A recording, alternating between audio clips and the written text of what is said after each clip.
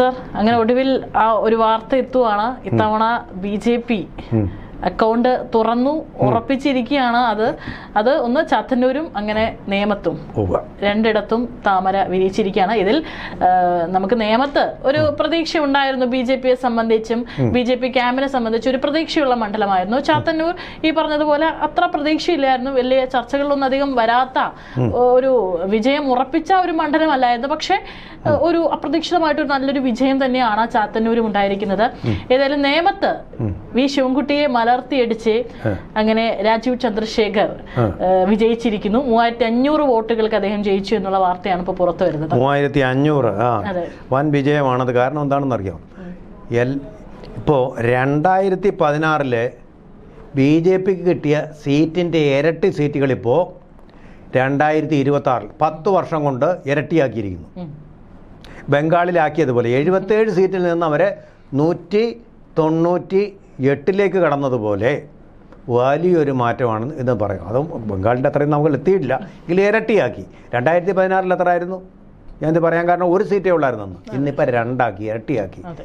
ഇതുകൊണ്ട് തന്നെയാണെന്ന് തോന്നി. എനിക്ക് പാലക്കാട്ട് വന്ന് നമ്മുടെ നരേന്ദ്രമോദി പ്രസംഗിച്ചപ്പോൾ പറഞ്ഞ ഒരു വാക്ക് ഞാൻ ശ്രദ്ധിച്ചു.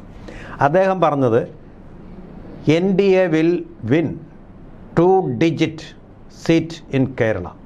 2 ഡിജിറ്റ്. സാധാരണ നമ്മളിത് പറയുമ്പോൾ എപ്പോഴും ഡബിൾ ഡിജിറ്റ് എന്നാണ് പറയുന്നത്. ഈ 2 ഡിജിറ്റ് ഞാൻ അപ്പോൾ ഓർത്തു, പുള്ളി ഉദ്ദേശിക്കുന്നത് ശരിക്കും 2 സീറ്റാണ്. ഇത് വളരെ മുമ്പേ പ്ലാൻ ചെയ്ത് ആക്ഷൻ ചെയ്ത് അമിത്ഷായുടെ കീഴിലുള്ളൊരു സംഘമുണ്ട്, വൻ സംഘം. അവരെല്ലാം കൂടെ തീരുമാനിച്ചെടുത്ത് അത് ഓർക്കസ്ട്രേറ്റ് ചെയ്ത് നടപ്പാക്കുന്ന പരിപാടിയാണ്. അതിനൊരു ദൂതനായിട്ട് ഉപയോഗിക്കുകയാണ് രാജീവ് ചന്ദ്രശേഖർ. ആ ദൂതൻ തന്നെ ജയിച്ചിരിക്കുന്നു എന്നാണ്. ഇവർ സെലിബ്രേഷൻസ് ആയിരിക്കും, ജുബിലേഷൻസ് ആയിരിക്കും. നമ്മളിപ്പോൾ ചാത്തന്നൂരി കണ്ടത് ഒരു നാടൻ രീതിയിലുള്ള വിജയാഘോഷമാണ്. ഇതിപ്പോൾ നമ്മൾ നഗര രീതിയിലുള്ള ആഘോഷമായിരിക്കും രാജീവ് ചന്ദ്രശേഖർ വിജയിക്കുമ്പോൾ നമ്മൾ കാണുന്നത്. എന്ന് വിചാരിച്ചാൽ രാജീവ് ചന്ദ്രശേഖർ ഒരു വലിയ ജാടയുള്ള ആണെന്നല്ല. നമ്മുടെ ഇപ്പോൾ അദ്ദേഹം സംസ്ഥാന പ്രസിഡൻ്റായിട്ട് കൂടി ഏതെങ്കിലും ഇപ്പോൾ ഈ സ്റ്റുഡിയോയിലേക്ക് വരണമെന്ന് പറഞ്ഞാൽ വരും. അല്ല, ചെറിയ സ്റ്റുഡിയോ ആണ്, എനിക്ക് പറ്റിയ സ്റ്റുഡിയോ അല്ല എന്നുള്ളൊരു ജാടയൊന്നും കാണിക്കുന്ന ആളല്ല. നല്ല മനുഷ്യനാണ്.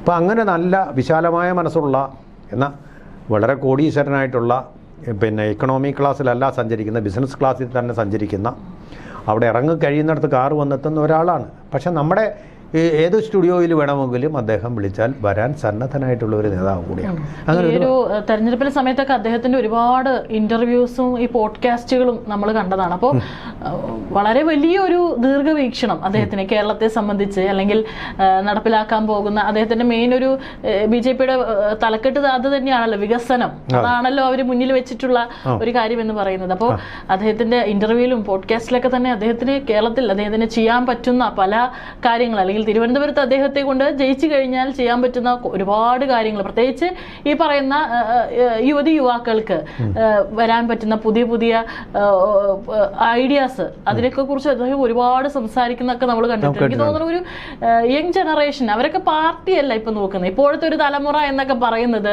ഈ പറഞ്ഞതുപോലെ വെള്ളയും വസ്ത്രം ധരിച്ച്, അല്ലെങ്കിൽ ഇത്രയും വലിയ വാചകങ്ങൾ പറയുന്ന, പ്രസംഗിക്കുന്ന, അതിനൊക്കെ ഉപരി എന്ത് അവർ സ്ഥാനാർത്ഥികളൊക്കെ സംസാരിക്കുമ്പോൾ എല്ലാവരും, ഇപ്പൊ നമ്മളൊക്കെ ആണെങ്കിലും ശ്രദ്ധിക്കുക, എന്തവർക്ക് ചെയ്യാൻ പറ്റും, എന്തൊക്കെ കാര്യങ്ങൾ അവർ ജയിച്ചു കഴിഞ്ഞാൽ എന്തൊക്കെ ചെയ്യാൻ പറ്റും, നമുക്ക് ഇപ്പോഴത്തെ തലമുറയ്ക്ക് അവരെന്തൊക്കെ വാഗ്ദാനങ്ങൾ തരുന്നുണ്ട്, ആ കാര്യങ്ങളൊക്കെ വിലയിരുത്തിയാണ് ഇപ്പോഴത്തെ ഒരു തലമുറ സത്യം പറഞ്ഞാൽ നോക്കുന്നത്.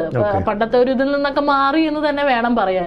അപ്പോൾ നല്ല രീതിയിൽ എനിക്ക് തോന്നുന്നു അദ്ദേഹത്തിന്റെ ഒരു ഇന്റർവ്യൂവിലും ഇതിലൊക്കെ അദ്ദേഹത്തിന് ഈ ഒരു തലമുറയെ, പുതിയൊരു തലമുറയെ കയ്യിലെടുക്കാൻ അദ്ദേഹത്തിന് സാധിച്ചിട്ടുണ്ട് എന്ന് തന്നെ എനിക്ക് തോന്നുന്നു. പറയാം എല്ലാവരെയും കയ്യിലെടുക്കാൻ രാജീവ് ചന്ദ്രശേഖർ എന്ന് പറയുമ്പോൾ എല്ലാവർക്കും ഒരു ബഹുമാനമാണ്. കാരണം അന്തസ്സായിട്ട് പെരുമാറുന്ന ആൾ, സ്ത്രീകൾക്കും സമീപിക്കാവുന്ന ആൾ, സ്ത്രീകൾക്കാണ് പൊതുവെ അദ്ദേഹത്തിന് വളരെ മാന്യനായിട്ട് പെരുമാറുന്ന ഒരാൾ എന്നുള്ളത്. കുടുംബം നോക്കുന്ന ആൾ ചുവതല.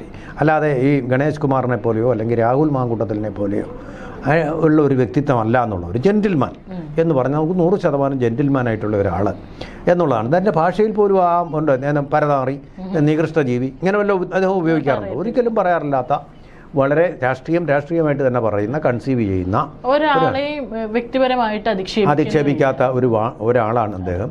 നല്ല പേഴ്സണാലിറ്റിയാണ്, അത് പറയാതിരിക്കാൻ നിവൃത്തിയില്ല. നല്ല പേഴ്സണാലിറ്റിയും ഉള്ള ഒരാളാണ്, നല്ല ഫിഗറുമായിട്ടുള്ള ഒരാളാണ്, ഒരു സംശയമില്ലാത്ത ഒരാളാണ്. അപ്പോൾ കേരളത്തിന് പറ്റിയ ഒരു രാഷ്ട്രീയക്കാരനാണെന്ന് അദ്ദേഹം ഇപ്പോൾ തെളിയിച്ചിരിക്കുന്നു. എല്ലാവരും കളിയാക്കി, മലയാളം പോലും അറിയാത്ത മമതാ ബാനർജി ഹിന്ദിക്കാരെ കളിയാക്കിയതുപോലെ കളിയാക്കി. അദ്ദേഹത്തിന് മലയാളം അറിയത്തില്ല. അപ്പോഴാണ് അദ്ദേഹം അവസാനമായിട്ട് ഒരു ഭാഷ ഉപയോഗിച്ച് എനിക്ക് മുണ്ട് കെട്ടാൻ അറിയാം എന്ന് പറയേണ്ടി വന്നത്. അദ്ദേഹത്തിന് മുണ്ട് കെട്ടാൻ അറിയാം, അത് മടക്കി കുത്തുന്നതിനെ ഉദ്ദേശിച്ചാണ് അദ്ദേഹം പറഞ്ഞത്. അതുകൊണ്ട് മലയാളവും അറിയാം, കേരളക്കാരനാണ്, മകണ്ണൂരുകാരനാണ് എന്നുള്ള കാര്യങ്ങളൊക്കെ പറഞ്ഞ് അദ്ദേഹം ഇടപെടേണ്ടി വന്നു, ഒരു ഇടപെടൽ നടത്തേണ്ടി വന്നു. എന്തായാലും ഇപ്പോൾ നമ്മളിത് പറയുമ്പോഴും ഇപ്പോൾ 2 പൂക്കൾ വിരിഞ്ഞു കഴിഞ്ഞു നിയമസഭയിൽ. ഇപ്പോൾ മൂന്നാമതൊരു പൂ പിന്നെ കഴക്കൂട്ടത്ത് ചിലപ്പോൾ ഉണ്ടാവാൻ സാധ്യതയുണ്ട്. കാരണം ഇനിയിപ്പോൾ കൗണ്ടിങ് വരാൻ പോകുന്ന മണ്ഡലങ്ങളെന്ന് പറഞ്ഞാൽ BJP അനുകൂല മണ്ഡലങ്ങളാണ്. എങ്ങനെ സംഭവിക്കുമെന്ന് നമുക്കറിയാൻ പറ്റില്ല. അതും കൂടി ചിലപ്പോൾ സംഭവിച്ചാൽ 3 പൂക്കളായിട്ട് മാറും. അതായത് 2016-ലേതിൻ്റെ 3 ഇരട്ടി സീറ്റുകളോടുകൂടി BJP അവിടെ പ്രശോഭിക്കാൻ പോവുകയാണ്. 1000 പൂക്കൾ വിരിയട്ടെ എന്നാണല്ലോ മാവോ തൂങ് പറഞ്ഞത്. എന്ന് പറയുന്ന പോലെ 3 പൂക്കൾ വിരിയട്ടെ, 3 പൂക്കൾ അത് മതി അല്ലേ? കനൽ എന്തിനാ, ഒരു തരി പോരെ. അപ്പോൾ ഒരുവിധം നമ്മുടെ എക്സിറ്റ് പോളുകളൊക്കെ വന്നതിൽ നിന്ന് ഉറപ്പിച്ചിട്ടുണ്ടായിരുന്നു പലരും 0 മുതൽ 3 സീറ്റ് അല്ലെങ്കിൽ 0 മുതൽ 2 സീറ്റ് 0 കിടക്കുന്നുണ്ടായിരുന്നു, ആ 0 മറികടന്നു.